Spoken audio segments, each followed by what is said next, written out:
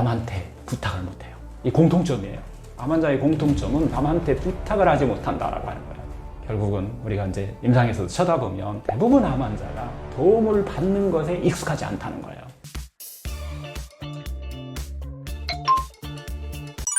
암 환자 도움받는 것이 중요한 이유는 무엇인가요? 암 환자의 공통점이라고 그럴까요? 지난번에 한번 말씀드렸는데 정말 참을성이 많으세요. 그리고 이 일을 끝까지 해내고자 하려고 하는 사람들이 많다는 거예요. 그렇기 때문에 타인으로부터는 좋은 사람이라고 하는 소리를 듣는 경우가 많아요. 암의 원인 4가지에 대해서 말씀드렸었는데요.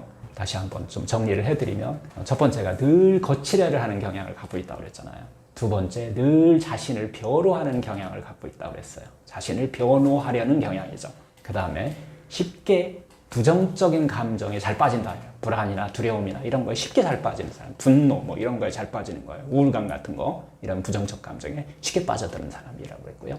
네 번째는 이 긴장을 분출하는 분출구가 막혀 있는 사람이라고 말씀드렸어요. 이렇게 살다 보니까 결국은 이게 암의 원인이 돼서 암이 발병한 거란 말이에요. 이렇게 살았기 때문에. 이렇게 살다 보니까 이게 남한테 부탁을 못해요. 이 공통점이에요. 암 환자의 공통점은 남한테 부탁을 하지 못한다라고 하는 거예요. 부탁은 타인에게 폐해를 끼친다는 이런 편견이, 고정관념이 들어있어요. 그래서 결국은 우리가 이제 임상에서도 쳐다보면 대부분 암 환자가 도움을 받는 것에 익숙하지 않다는 거예요. 자신이 다른 사람을 도와주는 것만이 이건 좋은 일이야. 도움 받는 일은 다른 사람에게 폐해를 끼치는 일일 뿐이다 라고 이렇게 생각하고 있기 때문에 그래요. 자신이 병에 걸려서 가족에게 폐해만 끼치고 있다고 생각하는 이런 어떻게 보면 편견이죠. 잘못된 불건전한 생각인데요. 그러나 이거 조금만 한번 달리 생각해 보면 폐해를 끼친다고 생각하지 말고 가족으로서 서로를 돕는 것을 배우는 기회라고 이렇게 생각할 수도 있거든요. 사람들 대부분은 다른 누군가와 세상에 도움이 되고 싶어하는 이 욕구가 있어요. 이때 가장 중요한 행복을 느낀다고 하는데 이게 자연적인 욕구예요. 그런데 가족인데 오죽하겠어요. 인간은요, 타인과 세상에 도움이 되고 싶다는 이 자연적인 본능, 욕구를 가지고 있기 때문에 그래서 누군가에게 도움을 받는 거, 주는 거 이런 것들은 밸런스, 자연의 균형, 조화하고 연결되어 있다는 거예요. 그런데 암에 걸린 사람은 다른 사람들에게 도움을 주면서 이 욕구를 자신은 채우면서 막상 자신은 다른 사람이 도와주는 것을 원하지가 않는다는 거예요. 다른 사람이 이 욕구를 채우고자 하는 것을 막고 있는 경우예요. 이것은 다른 사람들에게 타인을 돕는다라고 하는 이 중요한 기회를 박탈하는 것이므로 어떻게 보면 이게 바로 균형을 깨는 거예요. 인간관계의 어떤 조화를 어지럽힌다라고 하는 거죠. 예를 들어서요, 누군가 강물에 빠졌어요. 허우적대고 있는 상황을 우리가 상상해 보자고요.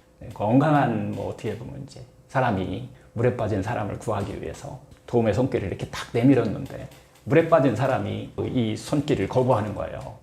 숨이 막 끊어질 듯이 이렇게 상황에서도 폐해를 끼치고 싶지 않으니 당신을 그냥 내버려 두라며, 자신을 내버려 두라며, 이거 도움을 거절한다면 어떤 마음이겠어요? 도와주려고 하는 사람이 누군가를 도와줌으로 인해서 어떤 마음의 기쁨을 느낄 수 있는 이런 기회가 없어진다는 것이잖아요. 아주 슬픈 일이죠. 이와 같은 상황이면은 그 사람이 나중에 가서 또 죄책감도 느낄 거예요. 도와주지 못했던 사람들이. 그래서 결국 세상 모든 사람들은 서로 도와주고 도움을 받으며 어려움을 이겨내고 인생을 개척해가는 그런 힘이 되어줄 수 있다라고 하는 것을 우리가 기억해야 됩니다. 인간에게는 상부상조의 정신이 항상 준비되어 있다는 거예요. 그런데 큰 병을 가진 사람들의 대부분은 하여튼 자기 자신에게는 별로 그렇게 관대하지 않은 경우가 많다는 거예요. 자신을 아끼는 것을 그냥 어리광 부리는 것이라고 생각할 수도 있다는 거예요. 그러나 전혀 그렇지 않다는 거예요. 자기 자신에게 상냥하게 대하는 것은 자신의 인생을 살아가는데 아주 중요하다는 거예요. 예전에요, 제가 다녔던 피트니스 클럽에서 이런 종이가 붙어 있었어요. 몸 상태가 나쁠 때나 기분이 좋지 않을 때는 용기를 가지래요. 운동을 중지합시다 라고 하는 문구가 딱 써 있는 거예요. 원래대로 따진다면 이 비즈니스면을 고려한다고 해도 건강을 위해서 이 사면은 꼭 운동합시다 라는 종이가 붙어 있어도 아무 이상할 것이 없는 건데 굳이 무리를 하지 말고 운동을 삼가해 주세요 라고 하는 문구가 붙어 있었어요. 그것도 또 용기를 가지고 그것을 해주세요 라는 내용이었는데요. 이 종이는 무언가로부터 이 손을 떼고 자신을 지킬 때에는 용기가 필요하다는 것을 다시 한번 제가 상기시키고 있구나 이런 느낌이 들었었는데요. 이 피트니스 클럽은 오피스 중심과 위치해 있기 때문에 이 비즈니스맨들이 많이 다니는 환경이 그런 장소였었는데요. 아마도 많은 기업 전사들이 기분이나 몸 상태가 다소 좋지 않아도 애써 막 운동을 하려고 하는 그 결과 무리가 와서 쓰러져 버리는 일이 적지 않았기 때문에 그러지 않았나 이런 생각이 들었습니다. 그래서 이제 암 환자들도 도움을 받는 것이 상당히 중요하다라고 하는 말씀 다시 또 한번 드리고요. 그 이유는 이 암이란 병이 단순히 보면 어떻게 보면 신체적인 질환이지만은 좀 넓게 보면 신체적인 뿐만 아니라 어떤 정신적, 정서적, 사회적인 측면에서 환자의 삶 전반에 걸쳐서 서로 관계되어 있다는 거예요. 그래서 적절한 지원과 도움을 받는 것은 이 회복 과정, 치료 과정뿐만 아니라 회복 과정에서도 매우 중요하다는 얘기를 또 강조드리고요. 암 환자들이 도움을 받아야 되는 중요한 이유를 제가 몇 가지 한번 정리해 봤어요. 첫 번째, 신체적인 치료와 부작용 관리에 반드시 도움을 받아야 된다는 거예요. 암 환자들은 종종 치료 과정에서 이 발생하는 신체적 부작용으로 인해서 상당히 큰 고통을 받아요. 수술이나 항암, 화학적인 어떤 요법들, 방사선 치료 같은 것 등은 결국 우리 몸에 많은 피로나 통증, 구토, 탈모, 면역력 저하 같은 이런 부작용을 일으킬 수 있다는 거예요. 이걸 혼자서 감당이 어려울 수 있어요. 이럴 때 옆에 서포터분, 가족분들이 부작용을 좀 최소화할 수 있도록 신체적으로 회복을 도울 수 있도록 주변의 도움이 반드시 필요하죠. 이런 필요할 때 좀 부탁을 해도 된다라는 얘기를 드리고 싶고요. 두 번째는 정신적 지원 및 감정 관리에 도움을 받아야 하기 때문에 반드시 암 환자들은 도움을 받는 것이 중요한 이유가 된다는 거예요. 암 진단은 환자에게 정말 큰 충격을 주거든요. 이 불안, 우울, 두려움과 같은 강한 이 부정적 감정을 유발할 수밖에 없어요. 정신적인 어떤 관리하지 않으면 상당히 치료뿐만 아니라 치료 후에도 문제를 유발할 수 있기 때문에 이런 것들이 중요하다라고 말씀드리고 싶고요.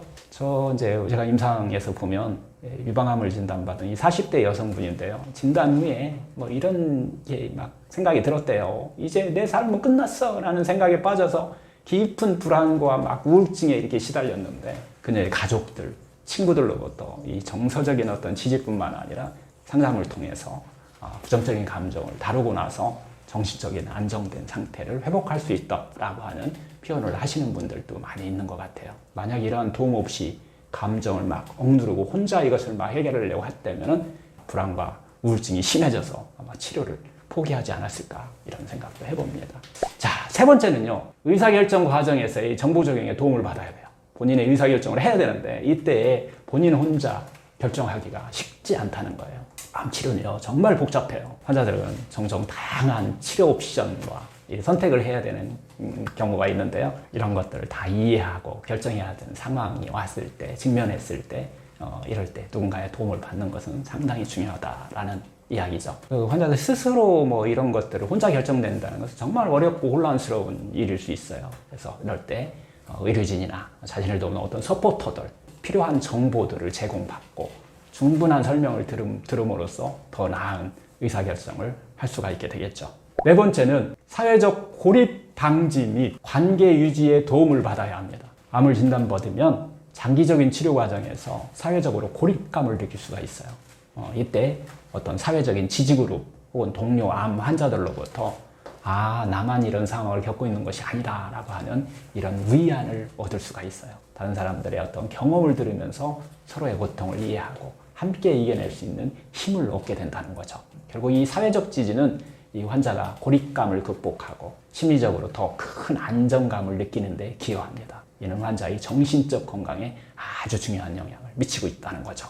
다섯 번째는 경제적 지원 및 재정 관리에 또 도움을 받아야 돼요. 암 치료는 어느 경우는 비용이 많이 드는 경우도 있잖아요.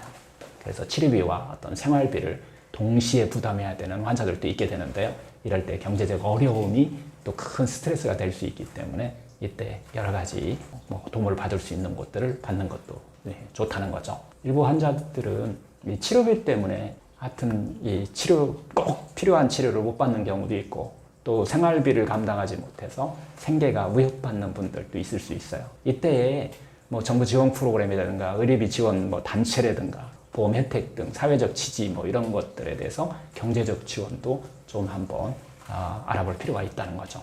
여섯 번째는요, 암 재발 및 어떤 장기적인 관리죠. 관리에 대한 대비에 도움을 받아야 된다는 거예요. 혼자 하기 힘듭니다. 그래서 암이 치료된 후에도 종종 재발에 대한 이 불안감에 우리가 시달리게 되는데요. 재발의 가능성을 줄이기 위해서는 장기적인 어떤 건강관리가 필요하다는 거예요. 이를 위해서 환자들은 이 장기적인 어떤 검진이라든가 어떤 생활 습관 개선, 어떤 심리적 지원 등을 받을 필요가 있다는 거죠. 이러한 장기적인 어떤 관리 과정에서 전문가의 지속적인 도움이 어떻게 보면 필수적이라고 보셔야 돼요. 이거 혼자 하시게 되면은 이것도 상당히 쉽지 않다는 거죠. 임상에서 보면 항상 늘 마음이 다 치유됐는데도 재발할까봐 막 불안해하고 그래서 막 일상생활을 또 막 즐기지 못하는 분들이 종종 있어요. 건강한 생활 습관을 유지하면서 자신이 삶 속에서 재발 위험을 충분히 줄일 수 있는 그런 기쁘고 행복한 삶을 사셔야 되는데 이러지 못하는 경우, 이런 경우는 좀 도움을 받으시면 금방 또 이렇게 인생을 좀 즐길 수도 있다라는 말씀 좀 드리고 싶고요. 이렇게 지금까지 암 환자들이 도움을 받아야 하는 중요한 이유 6가지 이유에 대해서 제가 말씀을 드렸어요. 다시 한번 정리하면은 첫 번째, 신체적인 치료와 부작용 관리에 무조건 도움을 받으셔야 된다는 거고요. 두 번째, 정신적인 어떤 지원 및 감정 관리에 도움을 받아야 된다는 얘기고요. 세 번째, 의사결정 과정에서의 어떤 정보 제공에 도움 받으셔야 된다는 얘기고요.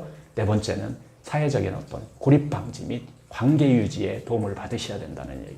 다섯 번째는 경제적인 지원 및 재정 관리에 도움을 받으셔야 된다라고 하는 거예요. 그리고 장기적인 건강 관리를 보다 효과적으로 할 수 있기 위해서는 또 도움을 받으셔야 된다는 얘기를 드렸고요. 마지막 6번째는 암 재발 및 장기 관리에 대비해서 또 도움을 받으셔야 된다라는 이야기를 드렸습니다.